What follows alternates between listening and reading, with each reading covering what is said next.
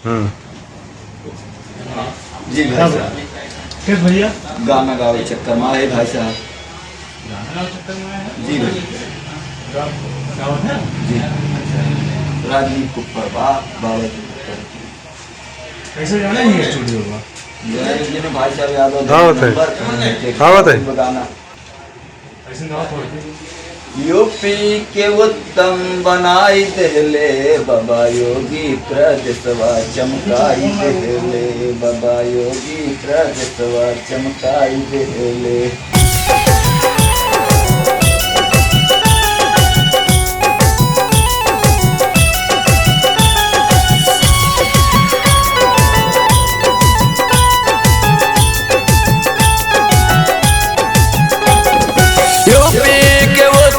बनाई देले बाबा योगी प्रदेशवा चमकाई देले बाबा योगी प्रदेशवा चमकाई देले बाबा योगी प्रदेशवा चमकाई देले।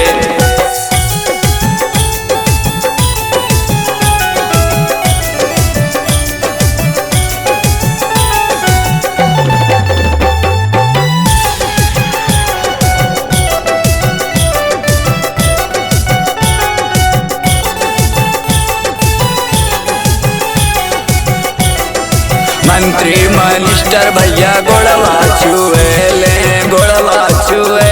हो गोड़वा छुएले। डीएम कमिश्नर सही कमवा करेले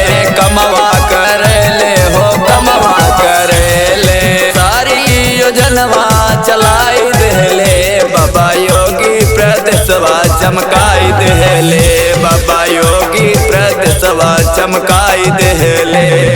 यूपी के उत्तम बनाई देले बाबा योगी प्रदेशवा चमकाई देले बाबा योगी प्रदेशवा चमकाई देले बाबा योगी प्रदेशवा चमकाई देले।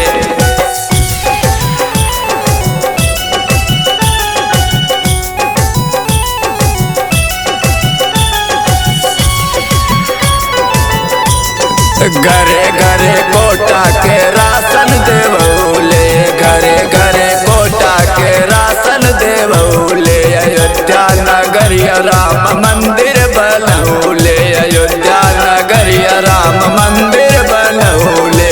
संतन की श्रद्धा पुराई देले बाबा योगी प्रदेशवा चमकाई देले बाबा योगी प्रदेशवा चमकाई देले। यूपी के उत्तम बनाई देले बाबा योगी प्रदेशवा चमकाई देले बाबा योगी प्रदेशवा चमकाई देले बाबा योगी प्रदेशवा चमकाई देले।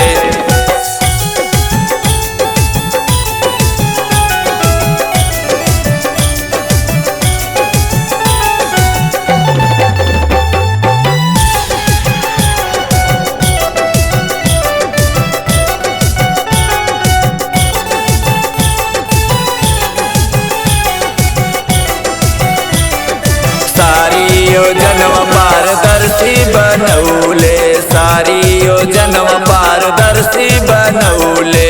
बंद सिस्टमवा चलाई देले बाबा योगी प्रदेशवा चमकाई देले बाबा योगी प्रदेशवा चमकाई देले। यूपी के उत्तम बनाई देले बाबा योगी प्रदेशवा चमकाई देले बाबा योगी प्रदेशवा चमकाई देले बाबा योगी प्रदेशवा चमकाई दे।